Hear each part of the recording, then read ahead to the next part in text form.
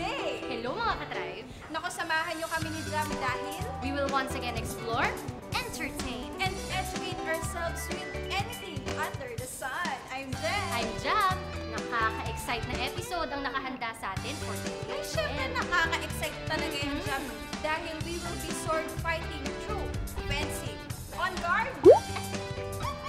On guard! On guard! Freeze! Na-train kasi kami sa shooting range. Ganun ba? So ano yan? Nagsusot ako ng harness. Mag-wall climbing kasi ako. Akala ko sumali kang Big International. Ano ba naman yan? O sige, kunwari na-gets ko yung harness mo Sige. na yan. Ano mga ka-tribe, are you ready for this adrenaline-inducing episode? Syempre, oo. Kaya naman mga ka-tribe, tara na!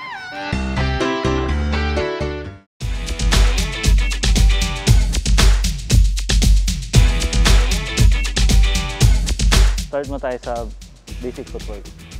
First, step forward muna natin yung paa natin. Yung front foot.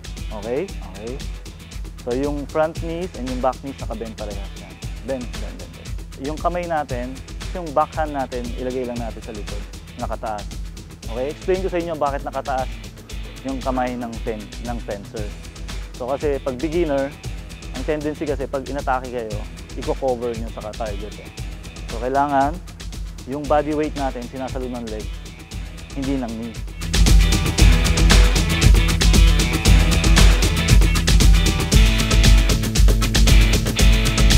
Okay, next, backwards naman tayo. So, pag step backward, yung back foot first.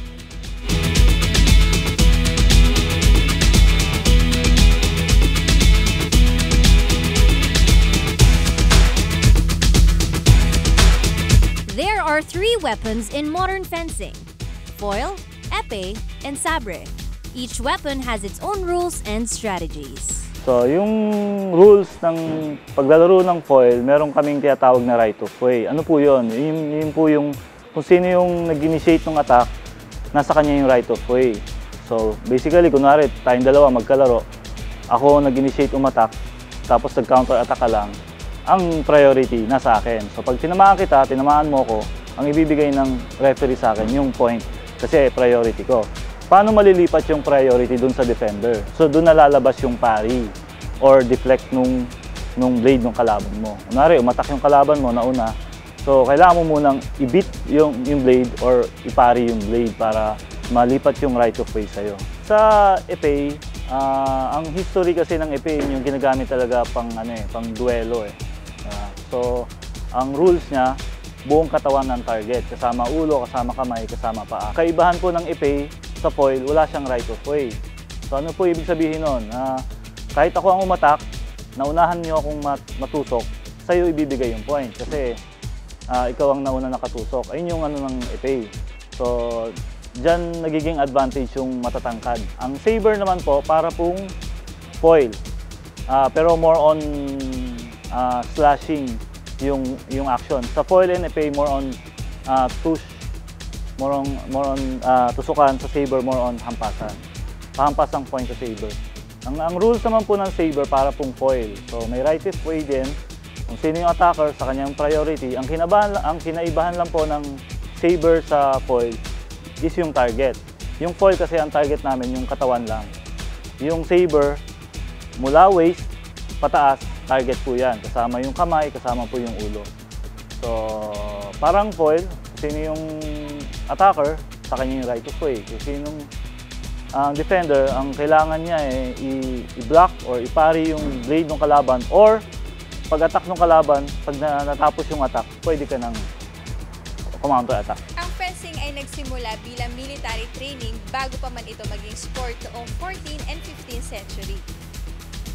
Sinasabing ang origin ng fencing ay nagsimula sa Italy and Germany, with German fencing masters that organized the first guilds in the 15th century.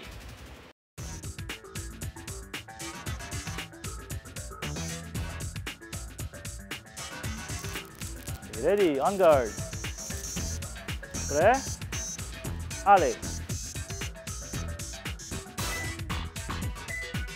Pag off-season, halos regular na naman talaga yung training namin, halos everyday.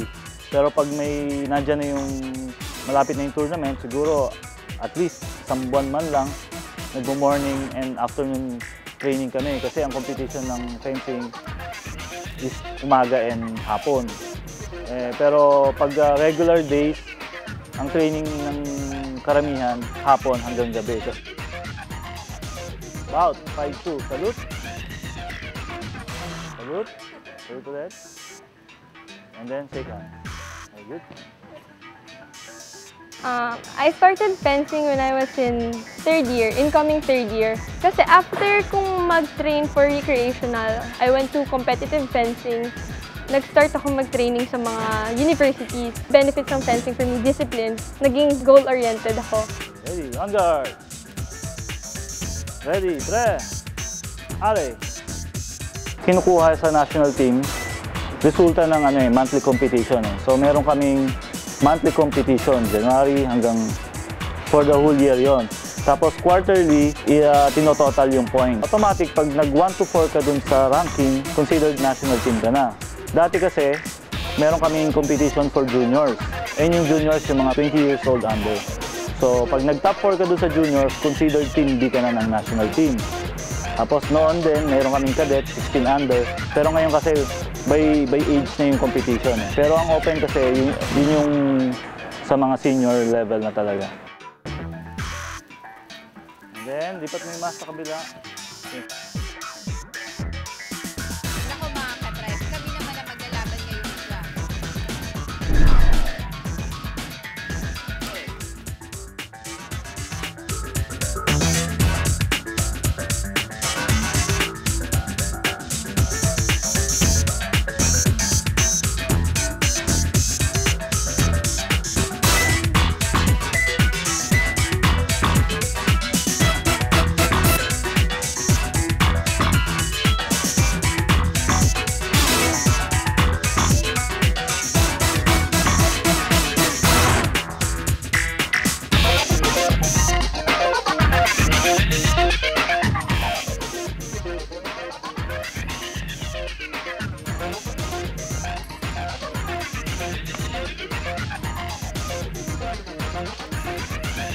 So yun nga mga ka-tribe, ayan, kitang-kita nyo naman na pawis kami, nakakapagod ng fencing. Sobra. Kumusta ang experience dyan? Well, ayun, since this is our first time na mag-fencing, syempre nakaka-challenge. Pero it really takes a lot of training and practice para ma-master mo yung ganitong sport. Pero since it's our first time, sobrang saya, sobrang enjoy, at naging workout na rin para sa atin. So, di ba, Jen? Oo, kaso workout, wala na akong ilulus eh. Pero ayun, yun na, nakaka-enjoy. Dito matitrain din yung focus mo at saka yung kung paano mo ibabalance yung katawan mo, di ba? So yun, kaya naman mga ka-tribe, try nyo na rin ang fencing. At baka, di ba, malay nyo, ito pala yung sport na hinahanap-hanap nyo.